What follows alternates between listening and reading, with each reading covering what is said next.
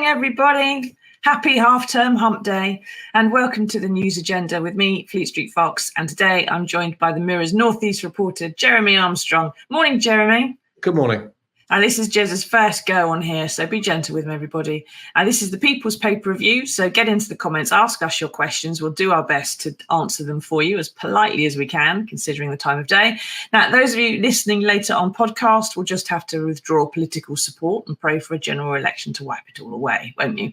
Now, what have we got for you today? Well, the Mirror has splashed on the trial of takeaway boss Pirat Ditta Khan, who is accused of killing WPC Sharon Beshanivsky and wounding her colleague in a 2005 armed robbery in Bradford that he is said to have masterminded. He has pleaded not guilty and that trial is ongoing. But inside, our Jeremy has a story which is going to keep coming back onto the news agenda for the next few years, I should think, about a former postmistress who's finally been exonerated after being sucked into the Horizon scandal. Jeremy, can you take us through this? Who is she? What happened to her? It's an extraordinary story, really. It's a lady who's from my area in the northeast in Hadston in Northumberland. She was accused of stealing £1,000 from the post office as a result of the Horizon scandal, basically, and has had this long-running attempt to clear her name, which the legal process was already in place when Rishi Sunak said he was going to clear all these people who were involved. So she obviously decided to go all the way to the High Court in order to do that. It wasn't opposed by the post office. And the thing that strikes you about this story, it was beautifully portrayed in the TV drama, I think, is that they had all these thousands of people who were suddenly accused of dishonesty, and no one within the post office who brought the prosecution actually took a step back and thought, why have we got all these people suddenly, accused of being dishonest when they never previously had been, which is obviously the very crux of the scandal, really. Yeah, it's kind of the assumption that if a computer has suddenly found thousands of people apparently taking 10% of a penny on every transaction or something, that they must all have been criminal beforehand, and suddenly we finally found them, and it's that's why the post office is losing all this money, kind of thing. It seems to have reinforced the higher ups view of the sub postmasters and postmistresses that they presumably must have had to start with, that they were just dealing with idiots. Truly appalling, really, truly appalling on every level, which is why it was so beautifully, as I say, beautifully told in the TV drama. And I think it probably brought to the attention of the millions and millions of people who were unaware of it when it happened, just how unjust it was and how ridiculous and preposterous the whole thing was. I think primarily caused actually by the fact the post office were the prosecutors in this case. So you didn't have that kind of legal expertise that you would have with the Crown Prosecution Service, who would say, well, if one looks at the broader picture here, how have we suddenly got all these people who have never, ever, I mean, she literally hadn't had a parking ticket, Jacqueline Falcon. Yeah. She'd never been accused of dishonesty in any way, worked for the post office for years, and then suddenly she's stealing £1,000. Why would you do that? And it's also, that's the thing that bothers me a little bit, is that it's just £1,000. It's not enormous sums. It's teeny tiny. She's had to go all the way to the Court of Appeal in London to actually get it overturned. She couldn't get it done. You'd have thought something that minor, they could throw it out a bit sooner, really. What impact has this had on her then? When you've spoken to her, what? Just terrible, you know. I mean, she was bullied. She was talking about her kids being bullied, and the fact that the vast majority of the regular customers, because they knew her well, believed her, but you always get people who don't, I guess, because of the legal process and the publicity around the legal process. And so, she's lived with this for years and years and years. She was advised to plead guilty, as they all were, before they went to court. Even when they knew they were innocent, they were advised to plead guilty because of the nature of the cases against them. Basically, I did another guy in Jesmond in Newcastle who died before he saw justice, tragically. But his widow was telling me that, on the steps of the court, they made an offer, and his barrister said, look, I would accept this offer because if you don't, you could go to prison. And he was a former police officer. And it's just, what can one say about that? It's perverse, isn't it? Because logic dictates that you're going to wait for take that advice and not take the risk of going to prison and just wait and see if you can somehow see justice afterwards. But he didn't, and he died. That was the tragedy of that case. And this, she has seen justice, but in the meantime, she's had years and years of the impact of that. Yeah. Now, Mike says people who don't understand computer software often think it provides all the answers and should never be questioned. As someone who's written software for decades, I would say never do this. Always check the results. It's a guide, not an oracle. People need to bear that in mind when we're Googling and Wikipediaing and everything else as well. And there's one quote in here which really sort of jumps out a bit, Jez, in which Jacqueline says, I spent 9 years with depression. I don't like to go out alone. I've not been the best mother. I've not been myself for a long time. I'm hoping a weight will lift and I can get my old self back. Is she going to be, hopefully, compensated for everything she's had to go through? Yes, I mean, I think the average agreed payout for these victims is about £120,000. Some will get more actually because of the devastating impact. Some lost their houses, some lost their livelihoods. Obviously, over a long period of time. If everyone's talking about 10, some of them 15 years before this came to light. When you talk about that kind of passage of time, the compensation in terms of lost earnings, people lost their homes. There was, you're probably aware that one of the postmasters who was featured in the drama ended up living in his. He talks about living in his car, going to 2 jobs, not being able to afford a hotel when he was working all around the country. So these people just had the most extreme, ordeals really because of the financial loss and for her, she's looking at getting her life back on track, having endured a terrible time. She was expecting her 5th child when she was accused and had all that to deal with, and our kids, as I say, they were all getting terrible.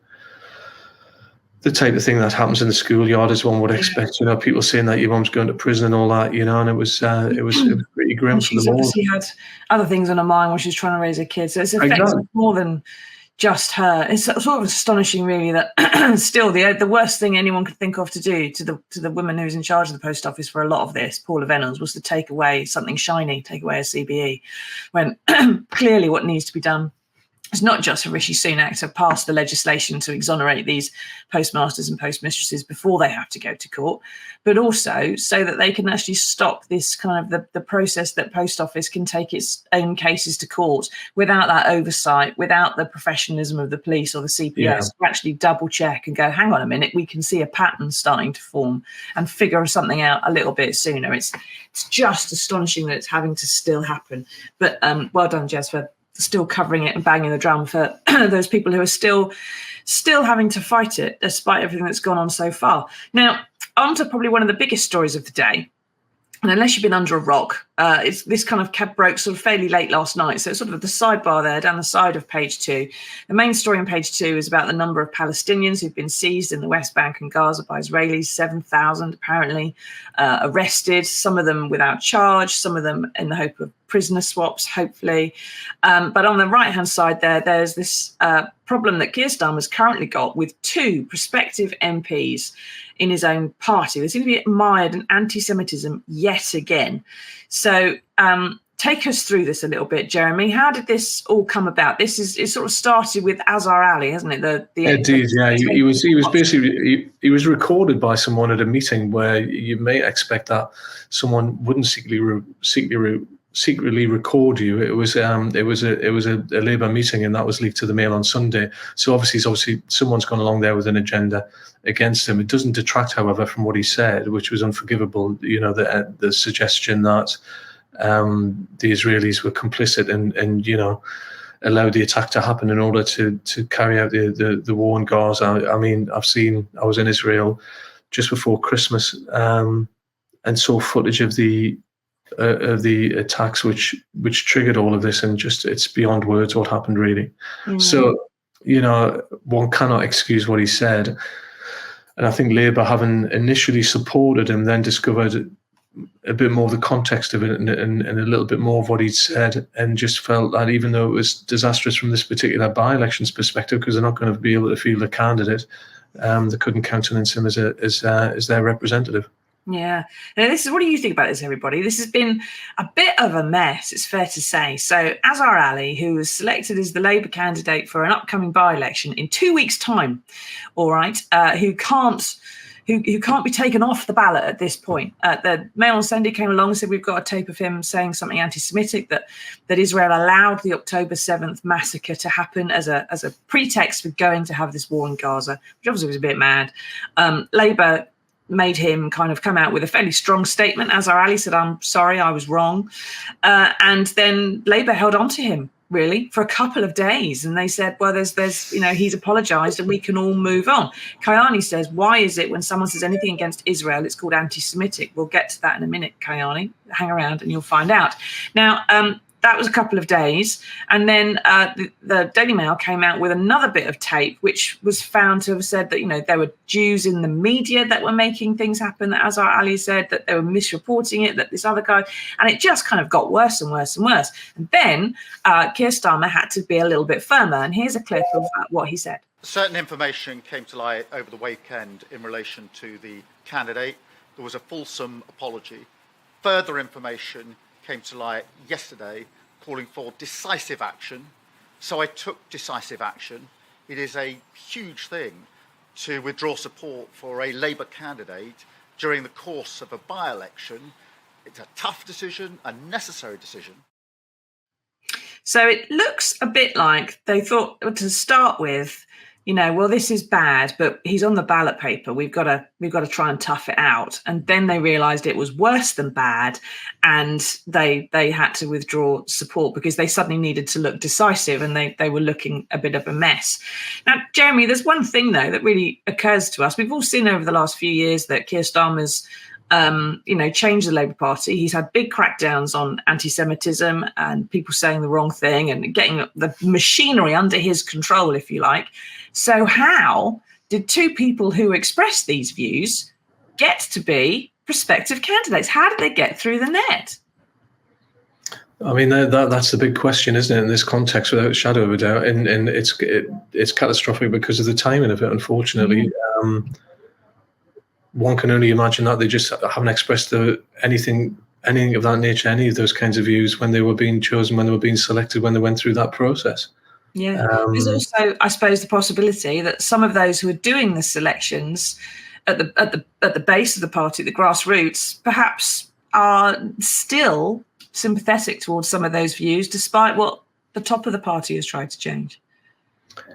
Without a detailed knowledge of the process and what you have to go through, it's difficult to make that judgment, really. And I think what you see is what you get. Ultimately, you cannot excuse the views that were expressed.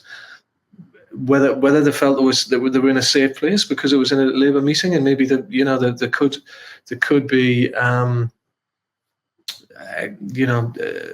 labouring under the wrong understanding as it transpires that whatever they said was never going to be reported anywhere, which is always a very, very dangerous assumption. But as I said at the outset, it doesn't excuse the views themselves. That's the thing, and how he got through and the nature of the process is really crucial. That's what they're going to have to look at in terms of making sure that error isn't repeated, really. Yeah. Now, Mike says Tory MPs are queuing up to condemn this pretty swift action by Labour.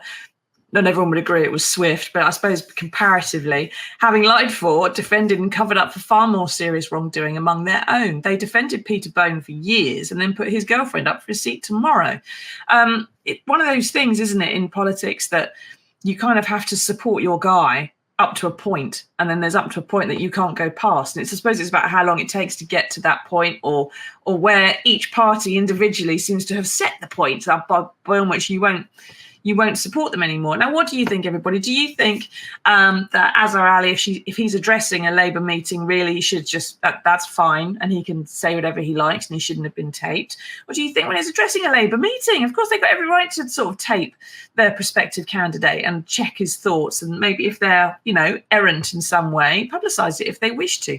Nabila says Labour misunderstood the views of the MP. This is part of the selection process. There should have been a really thorough interview to know what his views were on this and to see if they chime with the party or not. You can't you can't really put someone up, especially in a by-election and in a general election year, who's going to cause this kind of trouble. There's a lot of PR that gets involved in this sort of thing. But there is we'll go back to Kayani's issue about how anyone who's sort of against the views of the actions of the Israeli government turns out to be accused of anti-Semitic. There is a fundamental problem with this conflict in the Middle East, and it's to do with picking a side, right? So you've got Iran, Hamas, Palestine, others in the region are all against Israel, not because the government's behaved badly, not because of Israeli government actions, but from day dot, because they're Jewish. And they don't want a Jewish state. They want the state wiped out. They want the people wiped out. They do not want an autonomous Jewish homeland. They want to throw gay people off tall buildings. They want to stone adulterers to death. For the love of Pete, don't try being trans if Palestine gets its own state under Hamas, because that's not going to be great. So if you are pro-Palestine, quite wrongly in some cases, but it sometimes looks like you are pro all those other things as well.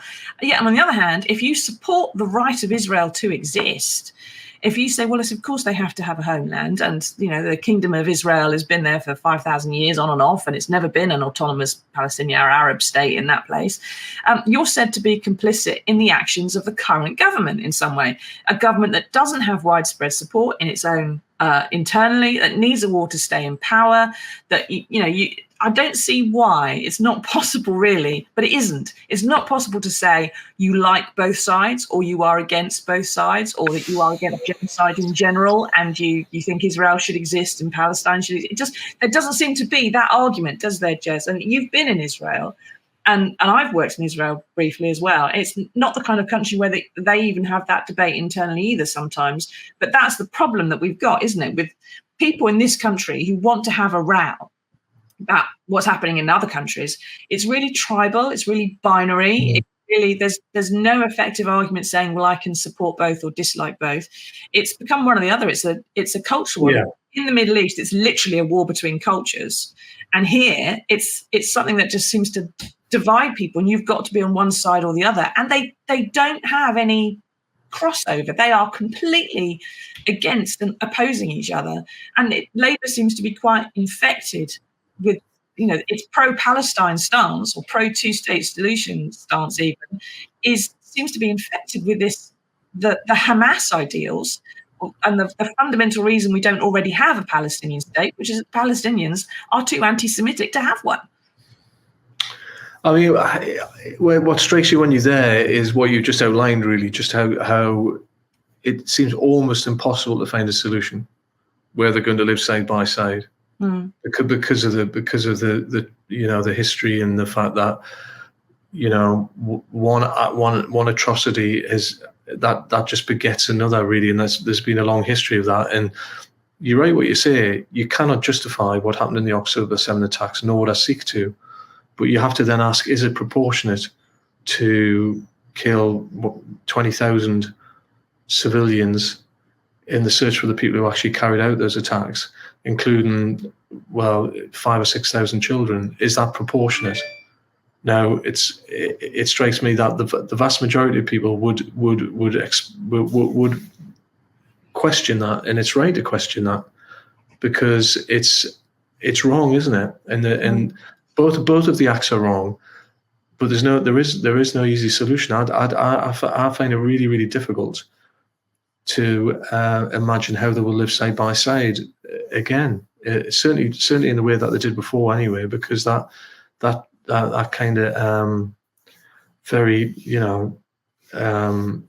cautious trust, if one can put it that way, that sort of very brittle security that they had in place on the border between the two, which was broken by the attacks. I don't know if they're ever going to get that. They'll ever be able to return to that, really.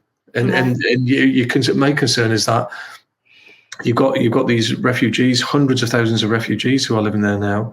They're on about potentially bombing the place where they are, and it looks like it's just an attempt to eradicate an entire nation, really. I mean, that's it sounds rather dramatic, that, because obviously there's hundreds of thousands of survivors, but where are they going to go if they start bombing the refugee camps? Yeah, exactly. So we have this situation now with the Israeli government that's suggesting airstrikes on Rafah, which is the area near the border with Egypt where many refugees have fled, having been told to flee there by the Israeli government when they were bombing the north of the country. They've all fled south, and now they want to bomb the south bit. Because, of course, if you are a Hamas terrorist, where are you? Yeah, you're in the refugee camp in the south, aren't you? Not getting bombed. So when Labour talks about its two-state solution and that's the best solution, I tend to think, like you, Jeremy, who on earth wants that guy as your neighbour? It doesn't matter if you're in the same state or in the state next door. You've got a wall between you, and it's never gonna be. But Labour have to get back to Labour to some extent. So, we've unpicked a little bit about the Middle East, but Labour's got this issue now. In 2 weeks' time, they're going to have a by-election in Rochdale, which is as red as it gets, right? People's Republic of Lancashire. People who would want to vote Labour are now going to really not know quite who their candidate might be. Are they going to vote for Azhar Ali, who is going to be an independent? Or they're going to try and they don't have anyone else to vote for. You can't add someone else to the ballot at this point. You've also got Reform on there, which is the former MP Simon Danchuk, who may be a bit recognisable. You've got George Galloway on there, who will be causing all kinds of trouble. You've obviously got the Tories and the Lib Dems and all the rest of it. I suspect you'll get a lot of people staying home in 2 weeks' time because they don't have someone to vote for. And then you've got this other candidate, Graham Jones, who's standing in the Lancashire seat of Hyndburn this year at some point in the general election. He's not up immediately, but he's also been on tape at the same meeting saying that people who serve with the Israeli Defence Forces, Britons who serve with the Israeli Defence Forces, should be locked up, even though that's not actually a crime. So there's two candidates now, which Keir Starmer has had to go, well, they're not our guys anymore. They're nothing to do with us. In Hyndburn, Graham Jones, they can drop him as the candidate and find a new one. They've got a few months until the next general election. But Azhar Ali, if he were to be returned and does go to Parliament, and he's just an embarrassment, isn't he? He's an independent MP. He used to be Labour. He's now officially considered, even despite his apology, to be anti-Semitic by his former party. And if he was to go and sit in the House of Commons, I mean, it's just a humiliation that Rishi Sunak's going to point out every 5 minutes. But he's not going to be there very long, probably, is he, Jeremy? I suppose that's the only, in this car crash that has been the past 3 or 4 days for Labour, that's the only saving grace, that if he were to win, he's not going to be there for long. As you rightly point out, what a Labour voter does in this by-election, goodness only knows. How would you advise them? Obviously, you would advise them not to vote for him, given the views that he's expressed. Then they're left with, well, where do we go? Do we not vote? Do we vote for another party? It's very difficult. It's impossible for a Labour voter in that context to make a decision above and beyond thinking, well, I'm going to get another go in a few months' time. Yeah, it's not going to be very long. I would advise people, I think, if you're in Rochdale, just abstain this time. That was a mess. It's been horrific, but I think there's some issues for the local Rochdale Labour Party as to how they managed to let this guy through, and they've caused this kind of humiliation for the national leadership in a general election year. Alan says Rochdale need to vote for Monster Raving Loony Party. Well, yeah, that would pretty much cover it. I'm not sure if they're standing, but they usually do. Unfortunately, Interface isn't there this time. I thought they'd gone the Monster Raving Loony Party, but I could be wrong. I thought they no longer exist. But I think they've been replaced by the Tories, haven't they? They're still operating. Controversial. They're still operating. Not many people would argue with that, mate. They seem to change different colour rosettes week by week. We'll find out, I'm sure, later in the year when a general election finally gets called. I reckon in about 6 weeks. And I think we'll have it on May the 2nd, but we'll have to wait and see, won't we? Now, thank you, everyone, for your questions. We do have some good news for you, or Jeremy's around some good news for you, and here it is.